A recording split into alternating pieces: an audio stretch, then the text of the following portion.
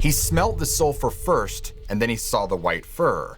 But when the creature knelt down to drink, he realized it wasn't using paws. It was using human hands. Today, we have a federal officer witnessing a red ball of fire rise out of the gorge in North Carolina. You won't want to miss this one. In late 1994, a man named Edward Rollins, he went by Ed, was deep inside a patch of dense forest in Mason County, West Virginia. It was late at night, it was pitch black, and Ed was completely alone. You see, Ed was moving very slowly through the underbrush, doing his best to keep quiet. He would take a step, he would pause, he would listen, and then take another step. He was making his way toward a creek bed that cut through the property because he knew that if there was any wildlife in the area, that is where they would be. And as Ed got closer to this creek, he suddenly hit a wall of smell. It was this terrible, pungent odor. I mean, it smelled like rotten eggs or sulfur. And it was so strong that Ed actually had to stop moving and cover his nose and mouth with his hand just to breathe without gagging. Now, even though Ed was a rational guy, his first thought wasn't that there was a monster nearby. His first thought was just, okay, you know what, I'm in the TNT area. Now, if you don't know, the TNT area, officially called the Clifton F. McClintock Wildlife Management Area, is a massive chunk of land that was used during World War II by the military to manufacture and store explosives. They built these strange concrete bunkers that looked like igloos all over the forest to store the chemicals. And by the 1990s, even though it was abandoned, the place was heavily polluted. I want to take a quick second to talk to anyone watching this who feels stuck. Not just having a bad week at work, but that deeper feeling. You know, like you're on a path you chose years ago and now it doesn't fit anymore. The Sunday dread, the sense that changing direction feels impossible because life, bills, and responsibilities don't exactly pause. That's why today's sponsor, Southern New Hampshire University, is one of the largest accredited universities in the US, and they're built specifically for people who can't just drop everything and go back to school. Their online degree programs are flexible with no set class times, so you get to work through your coursework when it actually fits your life, not the other way around. They also focus on real-world experience and offer career services designed to help you prepare for the job market, which matters if you're trying to move forward instead of staying stuck. And if you've already put time into school, SNHU lets you transfer up to 90 credits, which can save you a ton of time and money. Look, if any part of this hits close to home, check out the link in the description or pinned comment to explore over 200 degree programs and see what's possible, even if you're working full-time. And so Ed, who was standing there in the dark, choking on this smell, he figured he had just walked into a pocket of sulfur gas or some chemical runoff from the old plant. It was gross, but it was explainable. And so he adjusted the path and he figured he would move upwind of the creek to get away from the fumes. But as he started to move again, he heard a sound. And it was the sound of heavy brush breaking. There was a snap, there was a crunch, and it was coming from the direction of the creek, right where the terrible smell was coming from. So he froze and he crouched down low in the briars and just listened. And he heard it again. It was the same sound.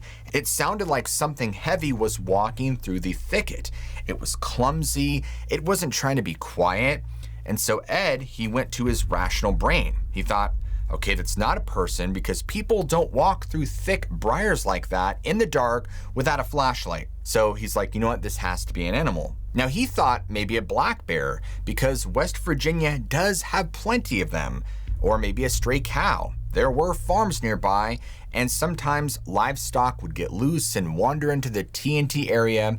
So feeling curious but not really threatened, he decided he wanted to get a look at it. He wanted to confirm what it was. So very slowly, he began to creep forward, moving towards the sound of the crashing. And he got to a spot where he had a decent view of the creek bed, which was down a small embankment. It was pretty dark, but there was just enough moonlight filtering through the trees that he could see shapes and outlines.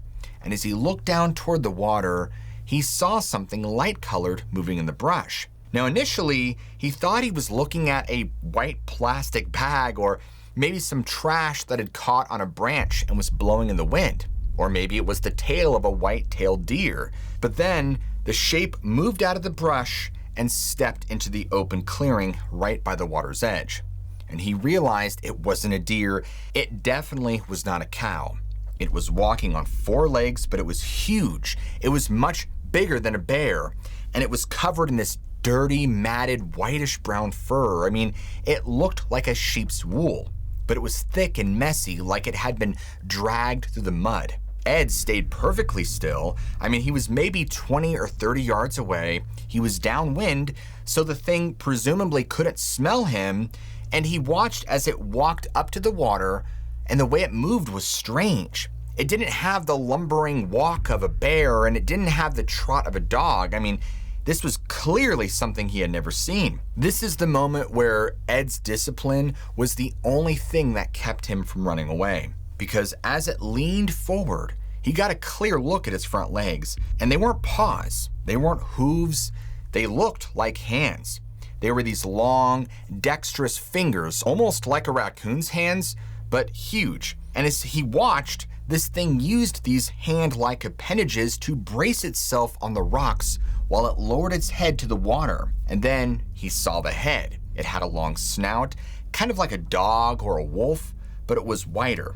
And on top of its head, curving back, were these 2 single-point horns. They looked like the horns of a young goat or a ram.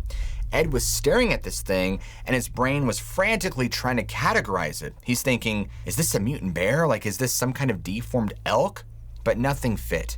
The anatomy was completely unique. And then the smell hit him again, that sulfuric, horrific odor. And he realized in that moment, it wasn't coming from the ground. It wasn't chemical runoff. The smell was coming from the beast. It was the thing's musk. And he watched it drink for moments. He was too terrified that if he made a single sound, if he even shifted his weight, that this thing would charge him.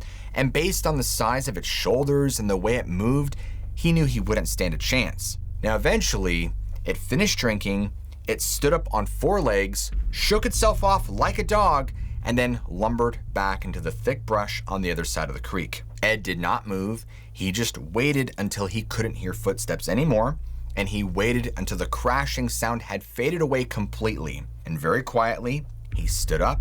He didn't turn on his flashlight. He didn't run immediately because he didn't want to trigger a chase instinct. He just backed away slowly and methodically until he was back near the road. And then he turned around and sprinted to his car. He got in, locked the doors, fired up the engine, and drove out of there as fast as he could. Now, for all of you to understand the gravity of what he saw, we need to know who Ed was. Ed Rollins wasn't some kid out there looking to get scared. He was a Navy veteran. He lived just across the river in Gallipolis, Ohio. He was an experienced hunter, he knew the woods, and the reason he was out in the TNT area that night wasn't to find a monster. It was to debunk one, because growing up in the area in the 1960s, Ed had been surrounded by the legend of the Mothman, the flying bird man that haunted Point Pleasant. And Ed had actually kept a scrapbook of Mothman clippings as a kid, but as an adult, he wanted to prove to himself that it was all nonsense. He wanted to go to the spookiest place in the county, sit there in the dark and see nothing, and close the book on the legend. But instead of finding nothing, and instead of finding a birdman, he found a biological anomaly that defied explanation. And because Ed was a researcher at heart, he didn't just leave it there. He went home, he started digging, and he wanted to know if anyone else had ever seen a white, woolly horned thing in the woods of West Virginia.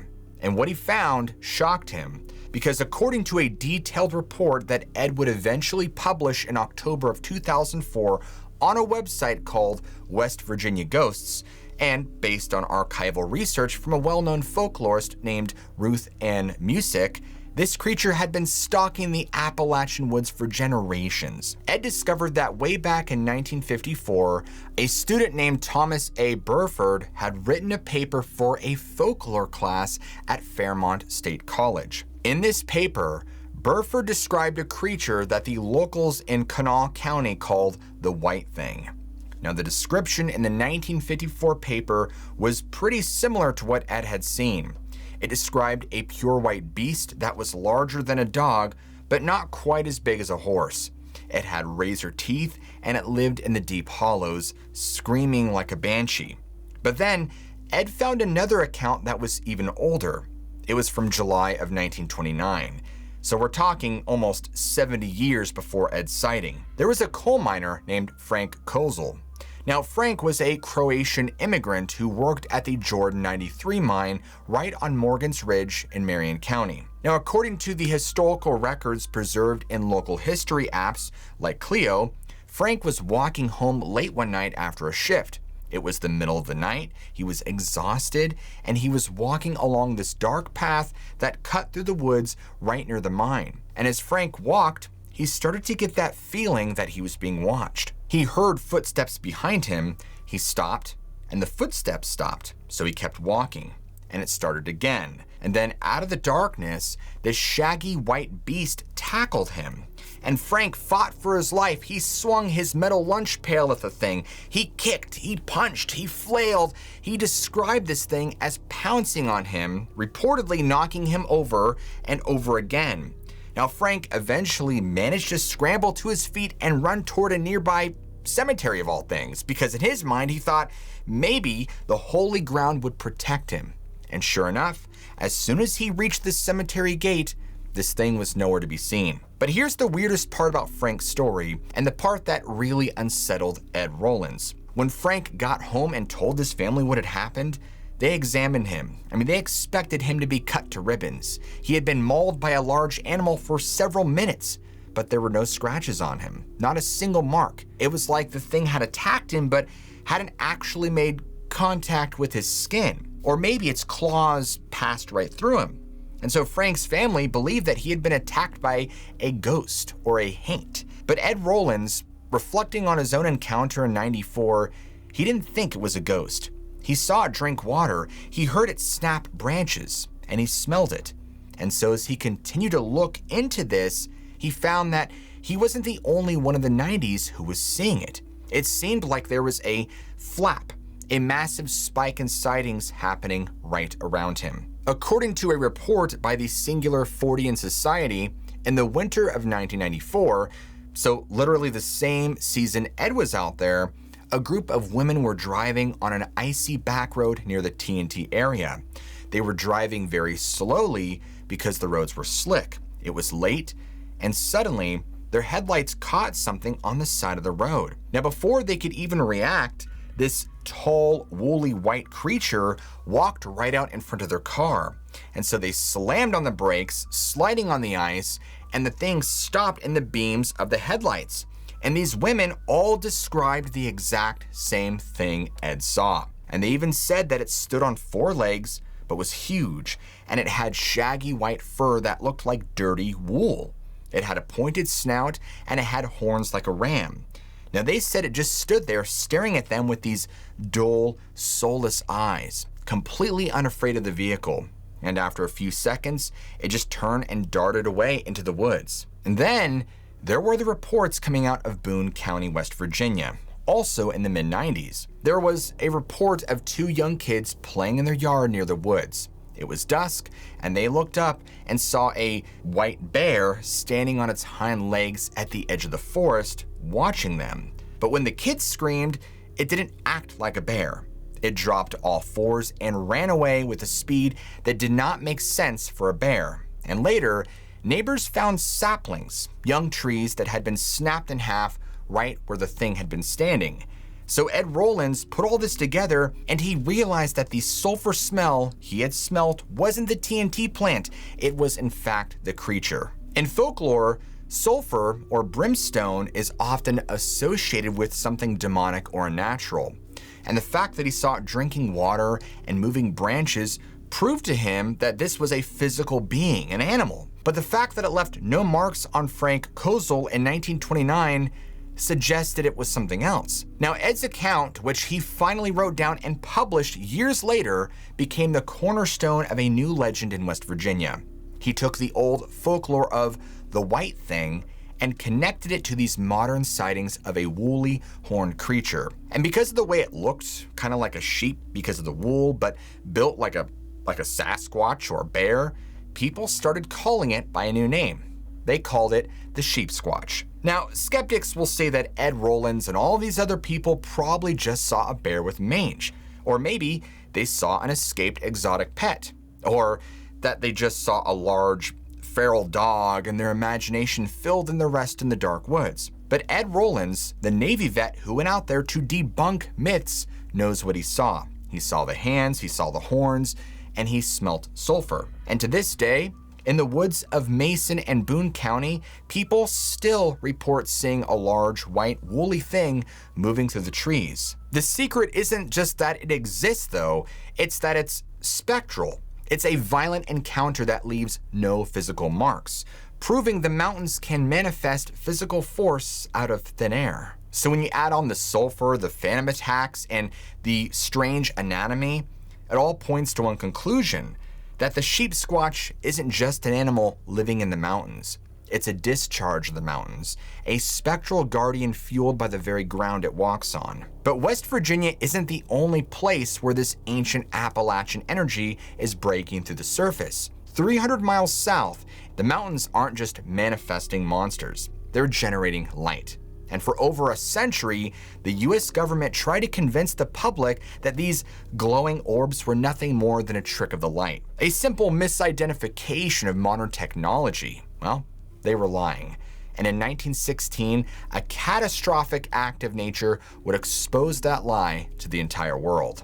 On a clear moonless night in the mid-1980s, a law enforcement officer named C.W. Smith pulled his patrol cruiser into a gravel turnout on a ridge in western North Carolina.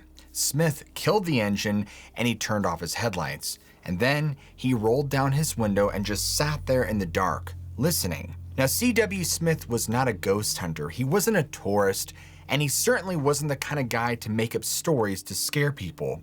He was a federal officer for the US Forest Service. His area was the Grandfather Ranger District, which is a massive stretch of wilderness in the Appalachians. And his job was to look for poachers or people lighting illegal fires or, teenagers drinking and partying in the woods. And on this night, he was parked at a spot called Wiseman's View. This is a rock outcrop that looks directly over the Linville Gorge. And if you've never been there, it's hard to describe just how big this place is. I mean, it's a massive canyon. It's incredibly deep, it's rugged, and at night it is pitch black. There are no lights.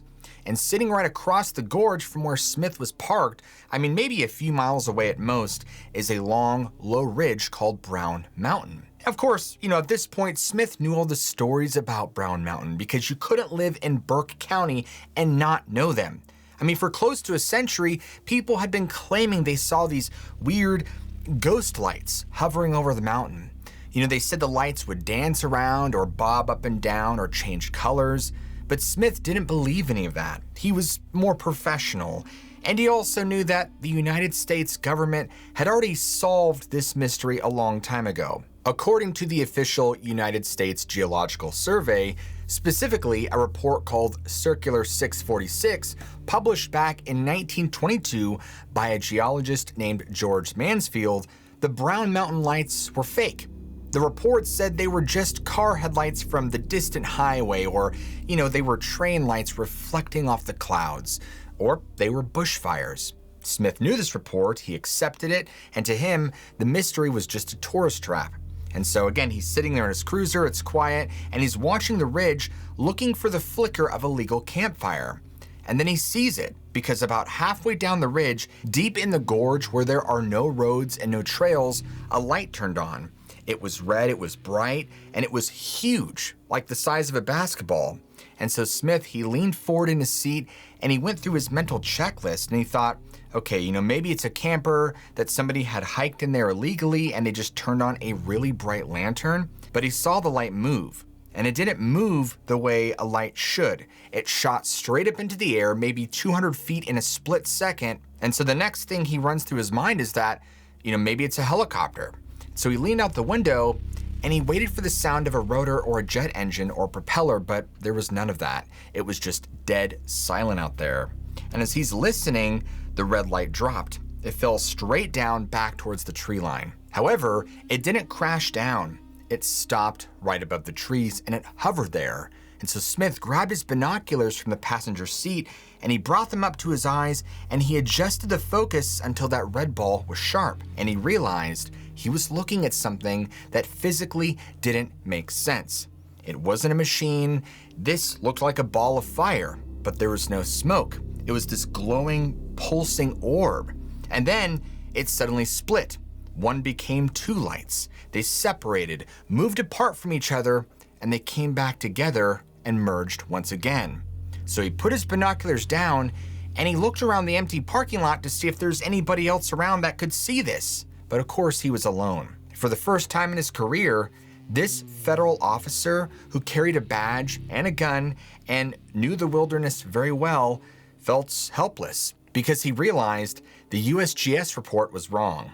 That wasn't a car, and it certainly wasn't brush fire.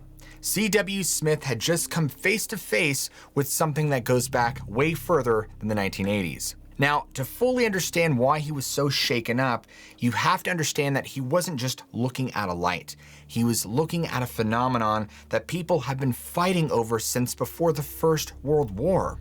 And to see where this fight began, you have to go way back to the archives of the Charlotte Daily Observer, specifically the issue from September 13th, 1913. Back then, the reports were coming in constantly. There was a local man named Anderson Levin. He was a very respected resident, basically the guy everybody trusted. And he went on record saying that every night, punctually at 7:30 p.m., a big light would just rise up over the mountain like a toy fire balloon.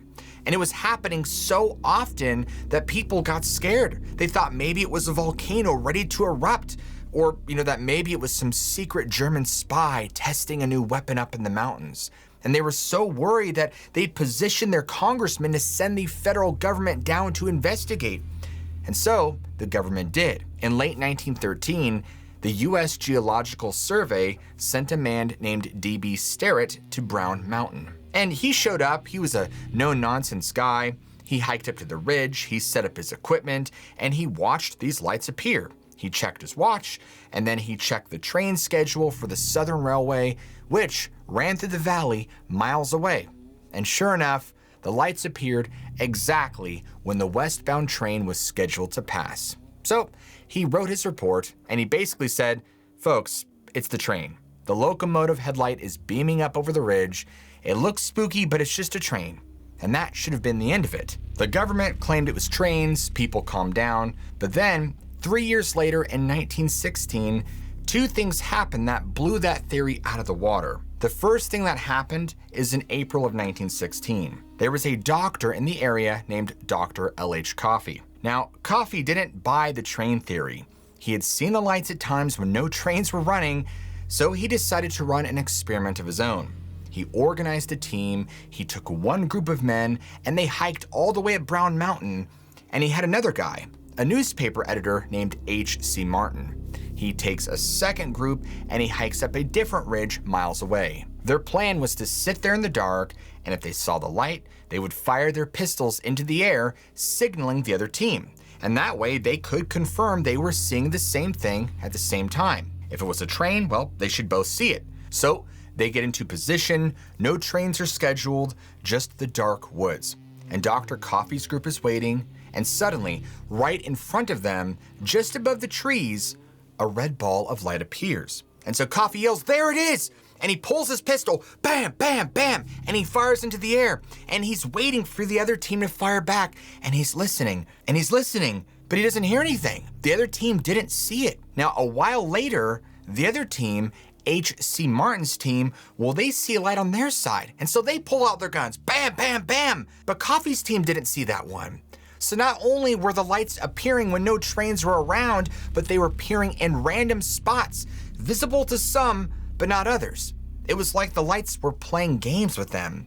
And just months later, in July of 1916, nature provided the ultimate proof. A massive disaster hit Western North Carolina.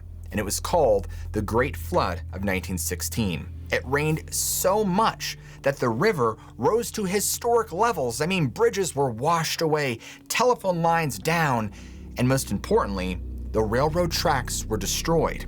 Now, for weeks, no trains could run due to the damage. The Southern Railway was dead, and yet the lights came back. People started reporting them again, and they said, the trains aren't running, the tracks are gone, but the red lights are still in the sky dancing over Brown Mountain. Now, this is what scientists would call a control group. You remove the variable, the train, and if the results, the light still happens, then the train wasn't the cause. Now, this freak out in 1916 is what eventually led to that 1922 USGS report, the one that C.W. Smith believed in. The government had to come back a second time because people were getting restless. The second investigator, George Mansfield, did a pretty thorough job. He used surveyor equipment. He mapped the entire area, and he concluded, yes, some of them were trains, some of them were cars, and the rest, well, it was optical illusions caused by the air density in the gorge. And so, folks, for the next 60 years, that was the official line. But going back to modern day, or at least the 1980s with C.W. Smith, he knew he wasn't crazy because he knew the difference between a car headlight and an obvious ball of red light. Now, there was another researcher who entered the picture in the 1990s. And unlike the people in 1913, he had modern technology, and he was a professor of physics and astronomy at Appalachian State University. He was a scientist, and he was actually a skeptic. And his stance was basically, look, 95% of these sightings are fake. They're people seeing a plane and getting excited, or they see a tower blinking in the distance. But I need to know about that other 5%. So he didn't just go out and look. He built an actual observatory. He teamed up with an engineer named Lee Hawkins, and they installed high sensitivity, low light cameras on the ridges overlooking Brown Mountain. And these weren't just handheld recorders. I mean, these were scientific instruments designed to run all night, every night.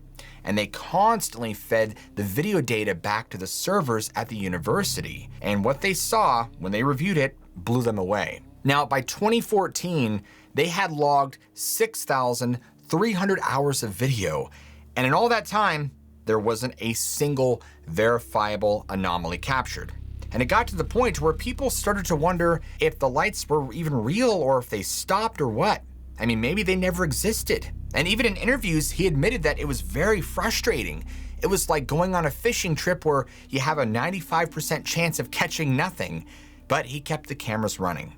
And then July 16th, 2016 happened. It was a clear summer night. There were no storms. The cameras were rolling, and he was sitting in his lab reviewing the time-lapse footage from that night. And as he was scrubbing through it frame by frame, he was probably drinking coffee, expecting to see another boring night of darkness, and then he stopped because on the screen, in the darkness above the ridge, a light appeared. And it wasn't a streak, it wasn't a beam, it was a bright, round orb. It glowed and then it vanished. And a few seconds later, it reappeared and it flashed on and it flashed off. He immediately pulled up the footage from the second camera because they had two cameras positioned at different angles just to rule out glitches. And of course, there it was, the exact same light in the exact same spot, captured from two different angles at the same time. After analyzing the footage, they checked for flight logs, but there were no planes. They checked the roads, there were no cars, and there were no people in the area. They realized they had done it, that for the first time in history, after 100 years of stories, they had actually caught the Brown Mountain Light. But what are they? Well, around 1200 AD, there was a massive battle between the Cherokee and the Catawba nations on Brown Mountain, and apparently it was a bloodbath. The story goes that the lights are the spirits of the Cherokee maidens wandering the mountain at night with torches, searching for their dead husbands and brothers. As for the others, they believe that the Brown Mountain Lights are actually a rare form of ball lightning or natural plasma. Now here's the theory. Brown Mountain is geologically unique. It is filled with quartz and magnetite. Quartz is a crystal that, when you squeeze it or stress it, creates electricity. This is called piezoelectricity. You see this in lighters. You click it, it hits a crystal, it makes a spark. So the theory is that deep in the mountain, the rocks are under immense pressure. Maybe it's from the cooling of the earth at night, or maybe from tiny seismic shifts, but this pressure squeezes the quartz and it releases high voltage electricity. It shoots up through the cracks of the mountain, and when it hits the surface, it ionizes the air, which is turning the air into a glowing ball of gas, a plasma, and it's really the same science behind the Northern Lights, but it's happening on a very tiny scale right out the side of the mountain. And it would explain what a lot of people have been seeing, especially the fact that it glows red because nitrogen in the air glows red when ionized. It also explains why when it shoots up in the air, it drifts because plasma is buoyant and moves with magnetic fields. And also the fact that it's unstable so it can separate. However, even with the video evidence from 2016 and this plasma theory, it's not completely solved because scientists still can't predict when they will happen. I mean, you can go out there for 20 years and see nothing, or you can go out there tonight and see the whole mountain light up. And there's one final detail that I haven't told you about. In 2004, Joshua Warren tried to recreate these lights in a lab. I mean, if it was plasma, you should be able to recreate it, right? He took samples from Brown Mountain and he crushed them in a vise to see if they would spark. And they did, and he proved the rocks can make light. But when he did this, he noticed something else. He noticed the lights seemed to appear more often when the KP index was high. Now, the KP index measures geomagnetic activity from the sun, solar storms. So it turns out the Brown Mountain lights might not just be coming from the mountain, they might be triggered from the sun. Which means when C.W. Smith was sitting in his patrol car that night, looking into the dark gorge, he wasn't just looking at a ghost story. He was watching the mountain interact with the solar system. Which makes you wonder, the government's train light explanation was a deliberate attempt to sanitize a geological anomaly they simply couldn't control.